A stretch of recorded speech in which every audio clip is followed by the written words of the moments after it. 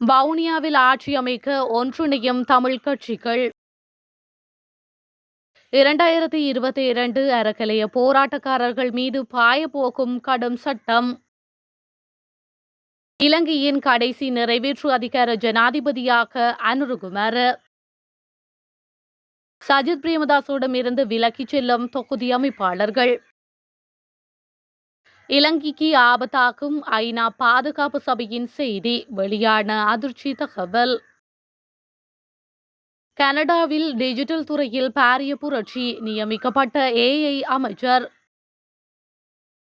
இந்திய எல்லையை கடந்த பாகிஸ்தானி சுட்டுக்கொலை, மீண்டும் வெடித்த பதற்றம். நூலிழையில் உயிர் தப்பிய விளாடிமிர் புடின் வெளியான அதிர்ச்சி தகவல்.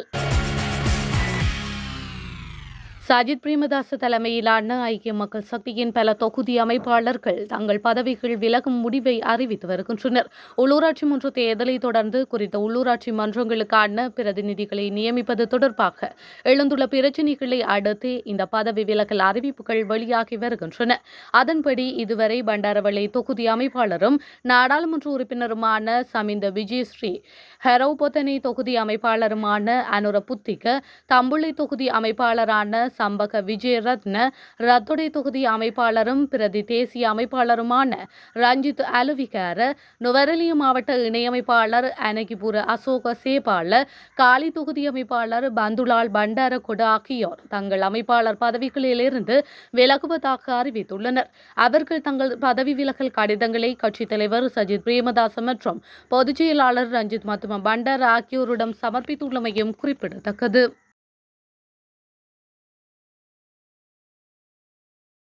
இலங்கையில் இடம்பெற்ற இனப்படுகொலை விடயத்தில் ஐக்கிய நாடுகள் சபை எந்தவித கருத்தையும் தெரிவிக்காதிருந்த நிலையில் தற்போது சாதகமான கருத்தொன்றை வெளியிட்டுள்ளது. இலங்கை வெளிவிவகார அமைச்சர் விஜித ஹேரத் தொலைக்காட்சி செவ்வியொன்றில் இலங்கையில் நடந்தது இனப்படுகொலை என்று யாராவது அடையாளப்படுத்த முனைவர்களாக இருந்தால் அவர்களை இலங்கை சட்டத்திற்குட்பட்டு நடவடிக்கை எடுக்கப்படும் என தெரிவித்திருந்தார். அவரின் கருத்தை தொடர்ந்து ஐக்கிய நாடுகள் சபையில் சில விடயங்கள் எதிரொலித்துள்ளன. ஐநாவின் பாதுகாப்பு சபையின் ஐநாவின் துணை செயலாளர் காசா யுத்தத்தை இலங்கையில் நடந்த இனப்படுகொலை தொடர்பில் கருத்தொன்றை முன்வைத்துள்ளார். இலங்கையில் இடம்பெற்ற இனப்படுகொலைக்கு இணையான ஒரு படுகொலைதான் காசாவில் இடம்பெறுகின்றது என்ற ஒரு முக்கியமான விடயத்தையும் முன்வைத்துள்ளார். வவுனியா செட்டிக்குளம் பிரதேச சபையில் இலங்கை தமிழரசு கட்சி ஆட்சி அமைப்பதற்கு ஜனநாயக தமிழ் தேசிய கூட்டணி ஆதரவு வழங்கும் என அதன் பங்காளி கட்சிகளில் ஒன்றாகிய ஜனநாயக போராளிகள் கட்சியின் செயலாளரும் ஊடக பேச்சாளருமான துளசி தெரிவித்துள்ளார். வவுனியா 2ஆம் குறுக்கு தெருவில் அமைந்துள்ள விருந்தினர் விடுதியொன்றில் நேற்று மாலை இடம்பெற்ற ஜனநாயக தேசிய கூட்டணியின் உயர்மட்ட குழு கூட்டத்தின் பின் ஊடகங்களுக்கு கருத்து தெரிவித்த போதே அவர் இவ்வாறு தெரிவித்துள்ளார். வவுனியா மாவட்டத்தில் செட்டிக்குளம் பிரதேச சபையை பொறுத்தவரை ஐக்கிய மக்கள் சக்தி அதிக ஆசனங்களை பெற்றுள்ளது. அங்கு ஆட்சி அமைப்பதற்காக எமது ஆதரவை கோரியும் உள்ளது. அந்த வகையில் தமிழரசு கட்சியும் அங்கு ஆசனங்களை பெற்றுள்ளமையால் செட்டிக்குளம் பிரதேச சபையில் தமிழரசு கட்சி ஆட்சி அமைப்பதற்கான முழுமையான ஆதரவை ஜனநாயக தமிழ் தேசிய கூட்டணி வழங்கும்.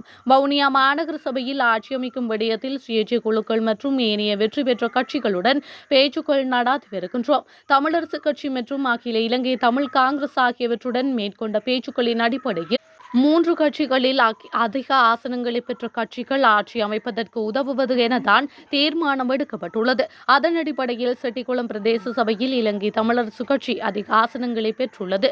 அதற்கு நாம் ஆட்சி அமைக்க ஆதரவு வழங்குவோம் என தெரிவித்துள்ளார். 2022 அறக்கலைய போராட்டம் தொடர்பான வழக்குகளில் சுமார் 3000க்கும் மேற்பட்டோர் சந்தேக நபர்களாக பெயரிடப்பட்டுள்ளனர்.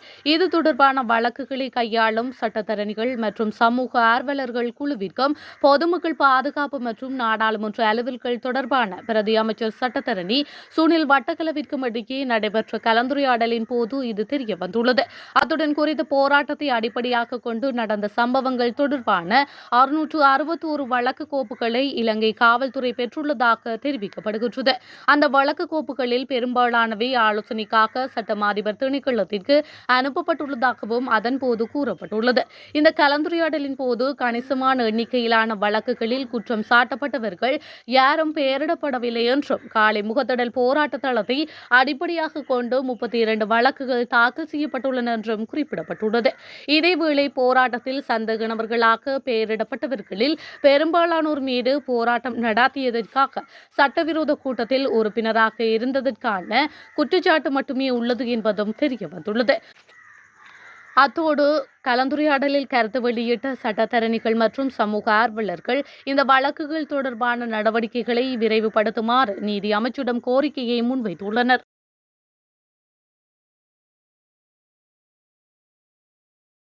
அனுருகுமார திசாநாயக்கவே இந்த நாட்டின் கடைசி நிறைவேற்று அதிகார ஜனாதிபதியாக இருக்க வேண்டும் என ஐக்கிய தேசிய கட்சியின் முன்னாள் நாடாளுமன்ற உறுப்பினர் பேராசிரியர் ஆசுமார சிங்க குறிப்பிட்டுள்ளார். நிறைவேற்று அதிகார ஜனாதிபதி முறைமையை நீக்குவது தொடர்பாக அவர் மேலும் தெரிவித்துள்ளதாவது: சந்திரிகா மஹிந்தவின் வாக்குறுதி நிறைவேற்று அதிகார ஜனாதிபதி முறைமையை நீக்குவதற்குரிய சந்தர்ப்பம் உதயமாகியுள்ளது.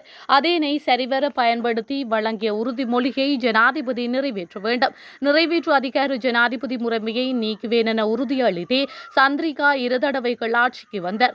மஹிந்தவும் அந்த உறுதிமொழியை வழங்கியிருந்தார். நிறைவேற்று அதிகார ஜனாதிபதி முறைமையை நீக்குவதற்கு மேற்படி தரப்புகளுக்கு ஜேவிபியினர் ஆதரவு வழங்கினர். நாடாளுமன்றத்தில் 159 ஆசனங்கள் உள்ளன. அதனை சரிவர பயன்படுத்தி அரசியலமைப்பு மாற்றத்தை செய்ய வேண்டும். இது தொடர்பில் தற்பொழுது கருத்தாடல் இல்லை. எனவே கருத்தாடலை நாம் ஆரம்பிக்க வேண்டும். அரசாங்கமும் வழங்கிய வாக்குறுதியை மறந்து செயல்படக்கூடாது எனவும் ஆசுமாரசிங்க சுட்டிக்காட்டியுள்ளார். இந்திய எல்லையை கடந்த பாகிஸ்தானைச் சேர்ந்த நபர் ஒருவர் சுட்டுக் கொல்லப்பட்டுள்ளதாக சர்வதேச ஊடகங்கள் செய்தி வெளியிட்டுள்ளன. குஜராத்தின் பானாஸ்காந்தா மாவட்டத்தில் இந்திய எல்லையை கடந்த பாகிஸ்தானை சேர்ந்த நபர் ஒருவர் இந்திய எல்லை பாதுகாப்பு படையினரால் சுட்டுக் கொல்லப்பட்டுள்ளார். இது பகல்காம் தாக்குதலுக்கு பிறகு இந்தியா மற்றும் பாகிஸ்தான் இடையே நடைபெற்ற 3 நாள் உள்நாட்டு மோதலுக்கு பிறகு நடந்த முதல் துப்பாக்கி சூடாகும் என தெரிவிக்கப்பட்டுள்ளது. இது தொடர்பில் இந்திய எல்லை பாதுகாப்பு படை அறிக்கை ஒன்றை வெளியிட்டுள்ளது. குறித்த அறிக்கையில் மேலும் தெரிவிக்கப்பட்டுள்ளதாவது: சந்தேகப்படத்தக்க நபர் ஒருவர் எல்லை வேலி நோக்கி வந்ததை கண்காணிக்கையில் அவரை நிறுத்த கோரியதற்கு மறுப்பு தெரிவித்ததால் சுட்டுத்தள்ள வேண்டிய நிலை ஏற்பட்டது என தெரிவிக்கப்பட்டுள்ளது. பாகிஸ்தான் தரப்பில் இது தொடர்பில் தெளிவாக எந்த அறிவிப்பும் வரவில்லை எனவும் எல்லை பகுதிக்கு அவர் எவ்வாறு சென்றார் என்பது சந்தேகத்திற்குரியது எனவும் அத்தோடு விசாரணைகள் நடாத்தப்பட்டு வருவதாகவும் தெரிவிக்கப்படுகின்றமை குறிப்பிடத்தக்கது. உக்ரைனின் ட்ரோன் தாக்குதலில் இருந்து ரஷ்ய ஜனாதிபதி விளாடிமிர் புடின் நூலுலையில் உயிர் தப்பியுள்ளதாக சர்வதேச ஊடகங்கள் செய்தி வெளியிட்டுள்ளன. உக்ரைன் மற்றும் ரஷ்யா இடையே போர் தொடர்ந்து வருகின்ற நிலையில் அண்மையிலும் தொடர் தாக்குதல் நடாத்தப்பட்டது. கிட்டத்தட்ட 266 ட்ரோன்கள் மற்றும் 45 ஏவுகணைகள் மூலம் தாக்குதல் நடாத்தி உக்ரைனை நிலைகுலைய வைத்திருந்தது. இந்த நிலையில் உக்ரைனின் ட்ரோன் தாக்குதலில் இருந்து ரஷ்ய புடின் உயிர் தப்பிய விவரம் தற்போது வெளியாகியுள்ளது. இந்த சம்பவம் மே 20 நடந்ததாக சர்வதேச ஊடக தகவல்கள் தெரிவிக்கின்றன.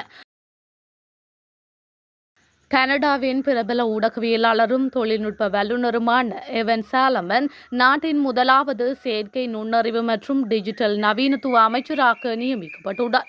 கனடா தனது வரலாற்றில் முதல் முறையாக செயற்கை நுண்ணறிவு மற்றும் டிஜிட்டல் புதுமுக அமைச்சராக ஈவன் சாலமானை நியமித்துள்ளது. ஒட்டாவாவில் உள்ள ட்ரிடோ ஹாலில் நடைபெற்ற சத்தியப்பிரமாணம் எடுத்துக்கொள்ளும் விழாவில் டொரண்டோ சென்ட்ரல் தொகுதியைச் சேர்ந்த புதிய நாடாளுமன்ற உறுப்பினரான சாலமன் பதவியேற்றுள்ளார். டிஜிட்டல் புரட்சியை வரவேற்கும் வகையில் கனடா அரசு முக்கியமான ஒரு பதவி பொறுப்பை அறிமுகப்படுத்தியுள்ளது. இந்த புதிய அமைச்சு நவீன தொழில்நுட்பங்களை உள்வாங்கி நாடு முழுவதும் டிஜிட்டல் வளர்ச்சியை ஊக்குவிப்பதையே நோக்கமாக கொண்டுள்ளது.